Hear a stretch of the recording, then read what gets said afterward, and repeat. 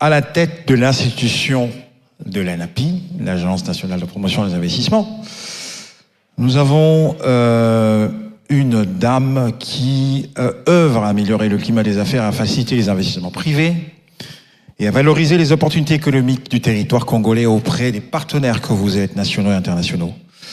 Son leadership incarne une vision proactive, inclusive et tournée vers la compétitivité. Et le jeu régional, je crois que la qualité de cette vidéo vous le prouve à suffisance. J'appelle donc Madame la Directrice Générale de l'ANAPI de venir nous faire sa présentation. Vous pouvez l'applaudir.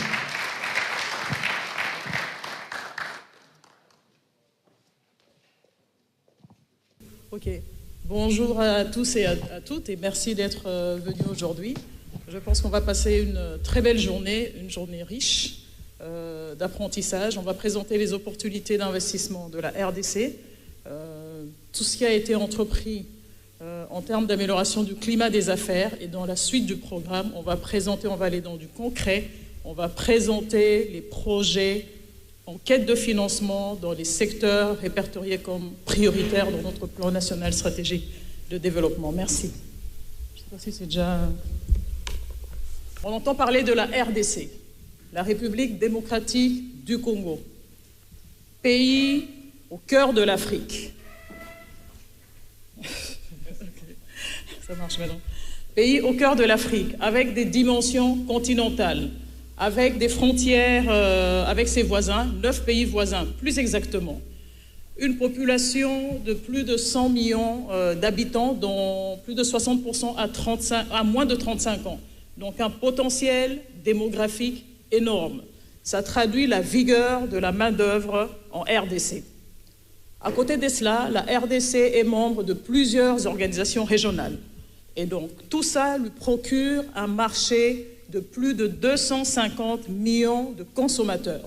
Donc, celui qui vient investir en RDC, en réalité, a un marché de plus de 250 millions d'acheteurs, de consommateurs. À côté de cela, on a voulu quand même rappeler un indicateur macroéconomique important, le taux de croissance. L'année dernière, le taux de croissance de la RDC était de 6,5%, supérieur à la moyenne en Afrique subsaharienne.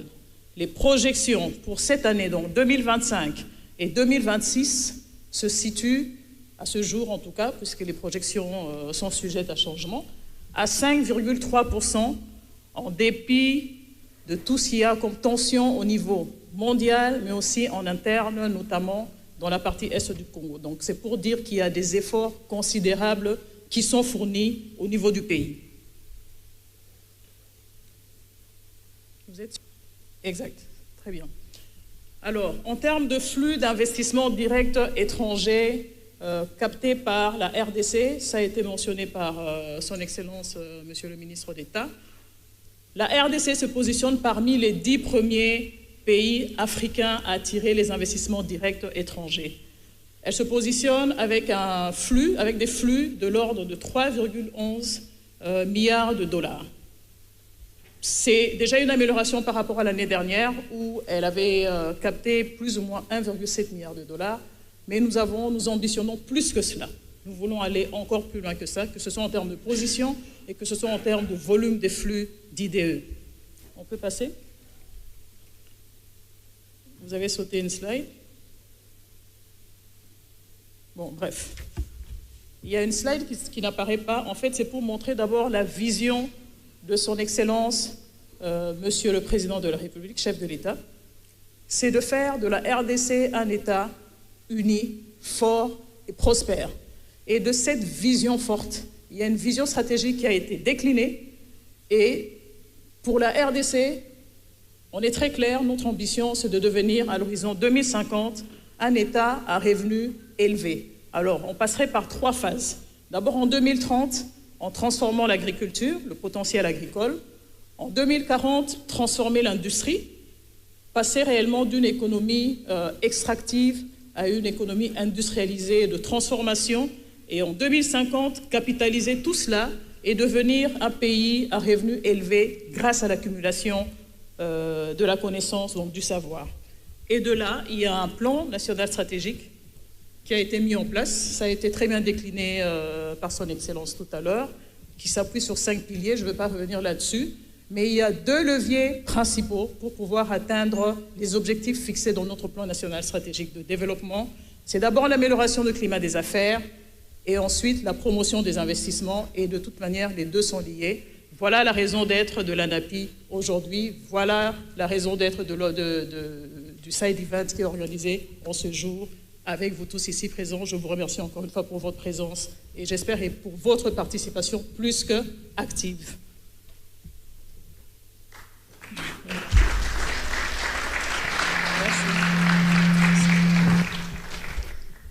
Donc, pour pouvoir attirer les investissements, la RDC s'est engagée depuis un certain nombre d'années, plus de 10 ans déjà, à améliorer l'environnement des affaires, donc à rendre le cadre des investissements beaucoup plus attractif. Et ça passe d'abord par le cadre légal et la protection des investissements. Elle a tout d'abord opté pour un système, une économie libérale, et la plupart des secteurs ont été libéralisés aujourd'hui. La plupart des secteurs ont été libéralisés aujourd'hui, notamment les assurances. On a aujourd'hui la chance d'avoir le DG de l'ARCA. Il y a tout ce qui est numérique. Il y a plusieurs autres secteurs. Il y a aujourd'hui le code, d'abord la Constitution en elle-même qui garantit la sécurité des investisseurs et des investissements. Mais à côté de cela, il y a toutes ces lois qui viennent autour pour renforcer et rendre encore plus attractif notre écosystème des investissements. Donc on va revenir là-dessus. Après, dans les projets, vous pouvez faire passer. En termes de mécanismes de protection, il y a d'abord les mécanismes nationaux, donc au niveau de la Constitution, mais aussi dans le Code des investissements qui consacre la liberté, que ce soit pour les nationaux comme les étrangers, de pouvoir opérer sur le territoire et qui les protège exactement de la même manière contre l'expropriation et la nationalisation de leurs investissements, qui accorde un traitement égal pour tous les investisseurs nationaux comme étrangers et la liberté de transférer les revenus qui sont générés dans le cadre de leurs projets, dans le cadre de leurs activités, bien entendu en respectant la réglementation du change en vigueur. Mais à côté de cela, et pour renforcer le cadre légal des investissements, il y a des mécanismes internationaux qui sont en place et qui, justement, découlent du fait que la RDC a signé des conventions avec certaines institutions internationales, mais aussi du fait qu'elle fait partie de certains regroupements régionaux qui l'obligent à respecter tout ce qui est directive en matière de règlement des différends, mais aussi en matière de protection des investisseurs et des investissements. Le climat des affaires, comme je l'ai dit, cheval de bataille au plus haut niveau déjà, il est renforcé au quotidien sur 4 volets principalement. La bonne gouvernance, la lutte contre la corruption, la transparence, la fiscalité et la facilité des services de l'État, de services d'accompagnement des investisseurs. Parmi les réformes phares, on peut citer quelques-unes. Par exemple, au niveau de la gouvernance, il y a un renforcement du contrôle des comptes publics au niveau de la Cour des comptes et de l'Inspection générale des finances. En termes de lutte contre la corruption, il y a la création de l'Agence de prévention et de lutte contre la corruption, l'APLCC, et ça depuis 2020. En termes de transparence, et surtout dans le secteur minier, c'est très important, la RDC a adhéré, je crois depuis 2005 si je ne me trompe, à l'initiative pour la transparence pour les industries extractives, ITIE en sigle. Et en termes de facilitation des services aux investisseurs, il y a aujourd'hui le guichet unique de création d'entreprise. Ça veut dire qu'aujourd'hui, vous n'êtes pas obligé d'aller frapper à toutes les portes pour créer votre entreprise. Vous allez à un seul guichet, en 72 heures, vous avez votre entreprise qui est créée avec le numéro impôt, avec le RCCM, donc c'est quoi le registre d'identification et du commerce. Il y a tout ce qui est numéro CNCS, donc tous les numéros utiles pour les obligations sociales, cotisations sociales. Il y a également le guichet unique de déclaration de paiement des impôts, des cotisations sociales et des cotisations patronales. Autrefois, il fallait aller à plusieurs bureaux. Aujourd'hui, tout ça est regroupé et effectif au niveau de Kinshasa déjà, et ça se fait progressivement déjà au niveau des provinces. Il y a le cadastre minier qui vous permet d'aller à un seul guichet et avoir l'information sur tout ce qui est cartographie des investissements et des zones où vous pouvez acquérir des terres et, comme on dit, des des bonnes choses, je vais le dire de cette manière-là. D'accord. On peut passer? D'accord. Alors, toutes ces réformes, au fil du temps, ont permis à la RDC d'améliorer le climat des affaires, d'améliorer la notation par les agences internationales, comme Moody's, Standard & Poor's, Bloomfield, mais aussi ça lui a permis de signer un accord avec, en tout cas d'obtenir l'approbation du Conseil d'administration du Fonds monétaire pour un nouvel accord de facilité élargie de crédit, mais aussi de facilité pour la résilience et la durabilité. Donc ça, c'est vraiment une reconnaissance des efforts qui sont faits au quotidien par la RDC au niveau international. Et tout à l'heure, le ministre l'a rappelé, et elle a pu adhérer à nouveau à certaines initiatives, certains partenariats qui lui avaient été refusés du fait de tout ce qui avait été constaté en termes de manquement, en termes d'amélioration du climat des affaires et respect des droits de l'homme, à la Goa, mais aussi à l'initiative G20 Compact pour l'Afrique. Alors, l'amélioration du climat des affaires reste un point crucial pour attirer les investisseurs. Au-delà de tout ce qui a déjà été fait, la RDC ne croise pas les bras. C'est un processus continuel. Il y a une feuille de route qui a été élaborée, qui a été validée en Conseil des ministres au mois de février dernier et qui a été transformée. Ces réformes ont été transformées en assignation ministérielle par son Excellence Madame la Première ministre chef du gouvernement auprès de plusieurs ministères réformateurs, 18 plus précisément. Pourquoi? Parce qu'on n'aimerait pas que ça reste juste du théorique. On aimerait que ce soit du concret. Donc il y a 18 ministères réformateurs qui sont en charge de 100 réformes à court terme, à moyen terme et à long terme. Et il y a un mécanisme de suivi-évaluation qui est mis en place à 3 niveaux. D'abord au niveau du ministère ayant le plan dans ses attributions, à travers le comité de pilotage qui est dédié. Par la suite, au niveau du gouvernement, au niveau de la Première ministre, mais aussi et surtout au plus haut niveau, au niveau de la présidence, avec la mise en place d'une cellule climat des affaires au sein même de la présidence. Et les actions sont coordonnées entre l'ANAPI, qui assure le secrétariat du comité de pilotage du groupe thématique climat des affaires, et la cellule climat des affaires pour coordonner les efforts et faire un suivi de manière digitale à travers un outil digital qu'ils ont. Alors, parlons d'opportunités des investissements. Comme on dit, la RDC est un pays solution. Que ce soit le sol, le sous-sol, il regorge de potentialités énormes. Que ce soit en termes de forêt, pêche, agriculture, énergie, mines, hydrocarbures, il y en a pour tout le monde, on va dire. On va aller d'abord sur certains secteurs. Principalement, aujourd'hui, on va se baser sur les secteurs prioritaires. Et par la suite, les dirigeants qui sont ici présents, les mandataires publics vont présenter chacun dans son secteur ce qui est fait en termes de structures guichets et aussi certaines structures qui vont présenter des projets bancables. Je vais commencer par l'agriculture. 80 millions de terres arables, assez pour nourrir 2 milliards de personnes. Un potentiel halieutique de 700 tonnes par an, pour ne citer que ça. La vision aujourd'hui pour la RDC, c'est de parvenir à l'autosuffisance alimentaire. Arrêter d'importer les produits de base, manioc, les céréales, maïs, riz, blé, soja, et de transformer son agriculture pour que ce soit réellement un secteur créateur d'emplois et développer toutes les chaînes de valeur autour. Et donc, il y a un programme qui a été mis en place, le programme de transformation agricole. Et nous, l'objectif aujourd'hui, c'est de venir vous montrer ces potentialités-là et de vous inviter à venir investir en RDC dans le secteur agricole. Deuxième secteur, l'industrie. Tout à l'heure, je mentionnais le cheminement et l'horizon de développement. En 2040, on aimerait avoir une industrie de transformation. On n'aimerait pas avoir une industrie, pour le moment, on tend vers la transformation, mais être toujours dans l'extraction.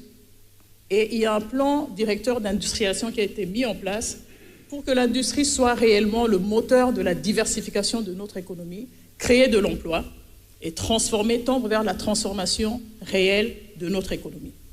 Alors, il y a un mécanisme qui a été mis en place pour faciliter cela, pour attirer les investisseurs. C'est que le pays a été découpé en 6 zones industrielles.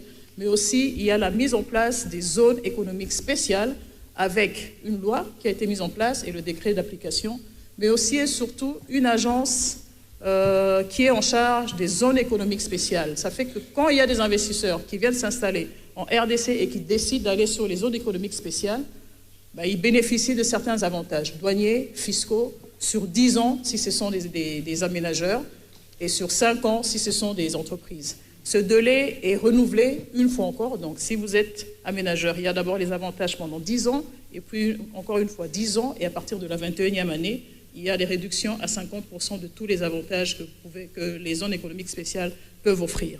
Pour l'entrepreneur, c'est 5 ans une première fois, 5 ans à nouveau une deuxième fois, et à partir de la 11e année, la réduction à 50% de tous ces avantages.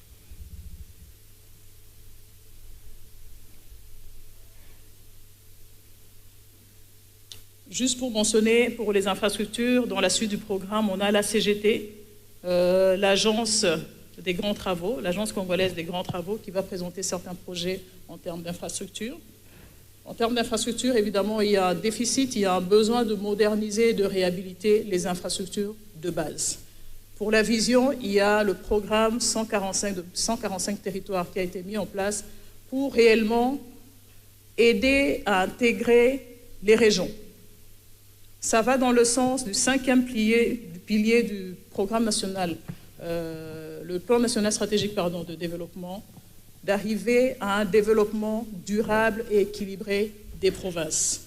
Réhabiliter les routes en dessert agricole. Réhabiliter et moderniser les infrastructures de base, les hôpitaux, les écoles. Donc, c'est dans ce sens-là qu'il y a beaucoup de potentialités, que ce soit en termes de système ferroviaire, des voies maritimes, fluviales, lacustres, de tout ce qui concerne l'aviation, de tout ce qui concerne le réseau routier. Nous vous présenterons cet après-midi les projets en quête de financement. L'énergie, très grand défi. Pour pouvoir développer notre industrie, nous avons besoin d'investir dans l'énergie pour développer l'industrie, mais aussi pour arriver à une couverture électrique du maximum des régions, du maximum de la population. Nous avons des déficits énormes dans ce sens, alors qu'il y a du potentiel en termes d'énergie hydroélectrique, 100 000 mégawatts de manière globale, dont 44 000 mégawatts sur le site de Ingasol, 70 000 mégawatts d'énergie renouvelable identifiés, 57 millions de mètres cubes de gaz méthane inexploités à ce jour, inexploités dans le lac Kivu. Donc nous attendons là également des investisseurs. Et aujourd'hui, nous avons la chance d'avoir 2 structures, la Société nationale d'électricité, SNEL, et ANSER, qui pourront vous présenter les projets en quête de financement. Les mines. Plus besoin de dire que la RDC est un scandale géologique. Plus de 1100 variétés de minerais se retrouvent en RDC, dont plus de la moitié des minerais considérés comme stratégiques à ce jour s'y retrouvent également, et une production de plus de 60% au niveau mondial du cobalt, nécessaire à la fabrication des batteries électriques, et donc la transition énergique, très clairement, ne peut pas se faire sans la RDC aujourd'hui. C'est quelque chose qu'il faut retenir. Donc nous vous invitons vraiment massivement à regarder le potentiel de la RDC. Comme l'a dit le spot, regardez de près, de plus près la RDC. Ne pas se limiter au prisme de ce qui est peut-être relaté en termes de tension, mais regardez le potentiel actuel, les réformes qui sont mises en place et tout ce qui peut se dessiner dans un avenir très proche. Alors, juste pour parler de l'ANAPI, on entend parler de l'ANAPI depuis ces 2-3 jours. L'ANAPI était à Bercy, l'ANAPI organise un side event. Qui sommes-nous? L'ANAPI est une structure étatique, sous tutelle du ministre ayant le plan dans ses attributions.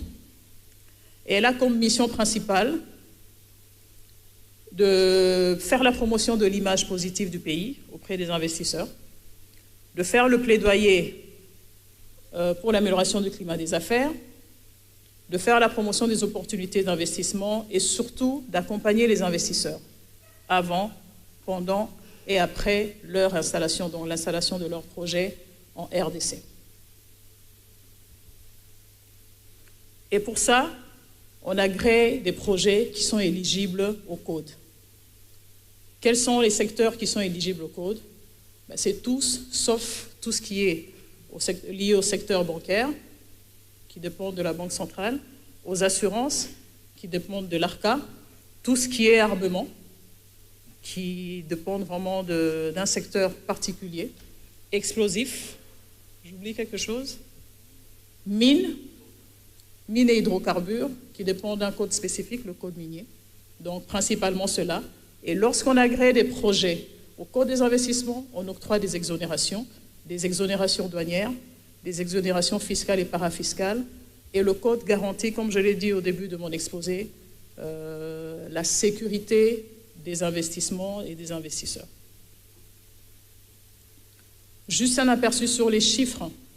De 2020 à 2024, l'ANAPI a agréé 191 projets, donc 191 projets plus exactement, avec une création d'emplois. Je ne sais pas si on a mis le nombre d'emplois, non? Il n'y a pas. Donc, juste les projets. OK, pour un coût d'investissement total de 14 milliards de dollars, plus ou moins 15 milliards de dollars. Et pour rappeler un peu les chiffres qui proviennent des projets français, sur la même période, on a eu agréé 13 projets pour un coût d'investissement d'environ 185 millions de dollars. Pour nous, au vu du potentiel de la RDC, au vu du potentiel de la République française et au vu des relations qui unissent les deux pays, nous nous attendons à plus que ça, raison pour laquelle aujourd'hui on vient vous présenter toutes ces opportunités. Les équipes sont là, les dirigeants des structures étatiques sont là aujourd'hui, dans les stands, lors des B2B, mais même déjà ici avant, présenter certains projets, mais pas tous, puisqu'on ne peut pas tout présenter aujourd'hui, mais les équipes sont vraiment à votre disposition pour apporter de la matière. C'est tout? Alors, comment faire? Comment faire pour bénéficier des exonérations lorsque c'est un projet qui est éligible au code? Mais le point de départ, c'est de créer une entreprise de droit congolais.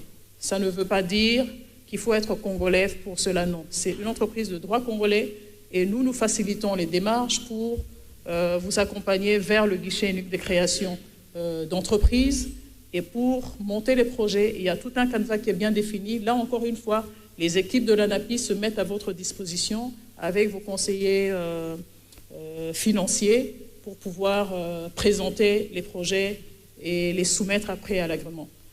Et lorsque les projets ne sont pas éligibles au code, dans nos missions, dans nos attributions, nous accompagnons tout de même. C'est un peu trop tôt? Bon, bref, je vais parler. Nous accompagnons tout de même les investisseurs vers les structures dédiées. Lorsqu'il faut obtenir des documents auprès d'autres institutions, vous pouvez arriver à l'ANAPI et l'ANAPI organise soit des rencontres avec ces structures ou mettre à votre disposition les délégués pour pouvoir vous conduire vers les structures qui peuvent vous apporter les éléments nécessaires pour, par la suite, introduire vos demandes dans plusieurs guichets. Donc voilà un peu pour aujourd'hui. Ils nous ont fait confiance. Il y a certaines entreprises françaises, Canalbox, Orange, Castel, Baobab et d'autres non françaises. Nous sommes là pour vous donner l'information nécessaire et vous accueillir en RDC. Je vous remercie.